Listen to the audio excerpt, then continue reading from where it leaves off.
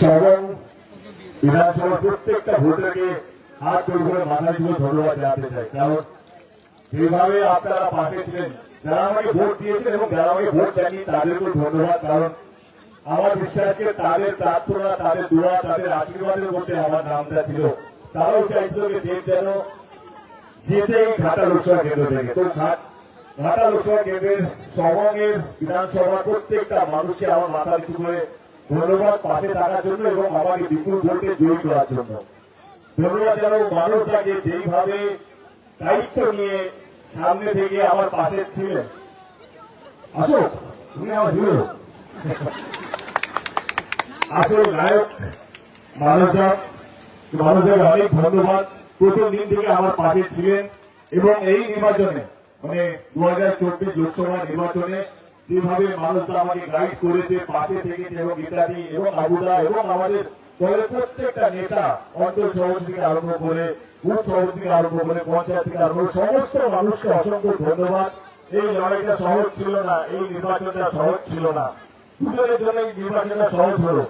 একজন হচ্ছেন আপনারা যারা বিশ্বাস করেছেন দলকে, আর একজন হচ্ছে ওনারা যারা আমাকে মানে দায়িত্ব নিয়ে বাড়ি বাড়ি পৌঁছেছে, দলের কথা বাড়ি বাড়ি গিয়ে বলেছে, তাদেরকে ধন্যবাদ।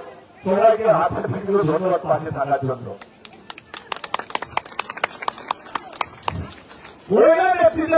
নেতা তো নেতা,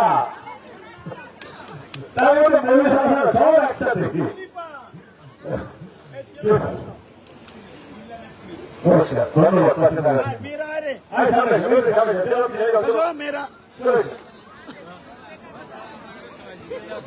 আমার এখনো মনে আছে যখন আমরা মনোনয়ন পত্র জমা দেওয়ার কথা ভাবছিলাম যে এত বেশি গরম বাড়ছিল, যেভাবে পৃথিবী জুড়ে গ্লোবাল ওয়ার্মিং হচ্ছিল, আমার তখন মনে হলো যে কেন নয় একটা উদ্যোগ নেওয়া যায় যে ঘাটা লোকসভা কেন্দ্রে আমি যতগুলো ভোট পাবো আমি ততগুলো গাছ লাগাবো।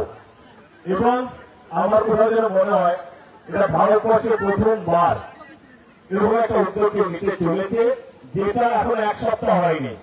মঙ্গলবারে রেজাল্ট বেরিয়েছে, মানে 4 তারিখে রেজাল্ট বেরিয়েছে। আজকে আমরা রোববারে ঘাটা লোকসভা কেন্দ্রে সবংয়ে এসে আমি যে প্রথম প্রতিশ্রুতিটা দিয়েছিলাম গাছ লাগানোর জন্য, যে স্বপ্নটা দেখেছিলাম সবুজ ঘাটাল, সেটা আজ থেকে শুরু হলো।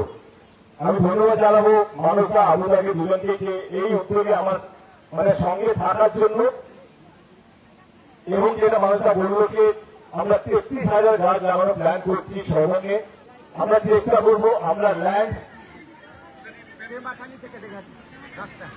তেমানি থেকে তেহাতি ব্রিজ অব্দি রাস্তা দুধারে আমরা গাছ লাগানোর চেষ্টা করবো এবং গাছ লাগাবো, চেষ্টা করবো না শুধু তাই নয়। আজকে আপনারা বিশ্বাস করুন, যবে থেকে আমি উদ্যোগটা নিয়েছিলাম যে প্রত্যেকটা ভোটে আমি গাছ লাগাবো, যে ভোটই আমি পাবো, কিন্তু আমরা এতগুলো আবেদন পেয়েছি। তো আমরা এবারে সিদ্ধান্তটা চেঞ্জ করেছি। আমরা এখন বলছি যে আমি যতগুলো ভোট পেয়েছি ততগুলো গাছ লাগাবো না। শুধু তাই নয়, ঘাটা লোকসভা কেন্দ্রে যতগুলো ভোট পড়েছে, যেটা হিরণবাবুর জন্য পড়েছে বা সিপিএম এর জন্য পড়েছে বা অন্যান্য দলের জন্য যতগুলো ভোট পড়েছে, যতগুলো ভোট পড়েছে শুধু নোটা বাদ দিয়ে, কারণ তারা কাউকে চাননি, কোন দলের নেতাকে চাননি, শুধু নোটার সংখ্যাটা বাদ দিয়ে ঘাটা লোকসভা কেন্দ্রে যতগুলো ভোট পড়েছে আমাদের চেষ্টা থাকবে আগামী 5 বছর অতগুলো গাছ লাগানোর। সেটা হচ্ছে 15 লক্ষ কাছাকাছি গাছ লাগানোর আমাদের চেষ্টা থাকবে সামনের 5 বছর।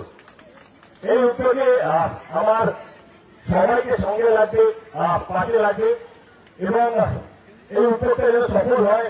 এই যে গ্লোবাল ওয়ার্মিং, এই যে গরমের, এটা আমরা সবাই ভুগছি, এটা কোথাও যেন আমার মনে হয় বেশি গাছ লাগালে কোথাও যেন আমাদের জীবনটা আরো সহজ হবে।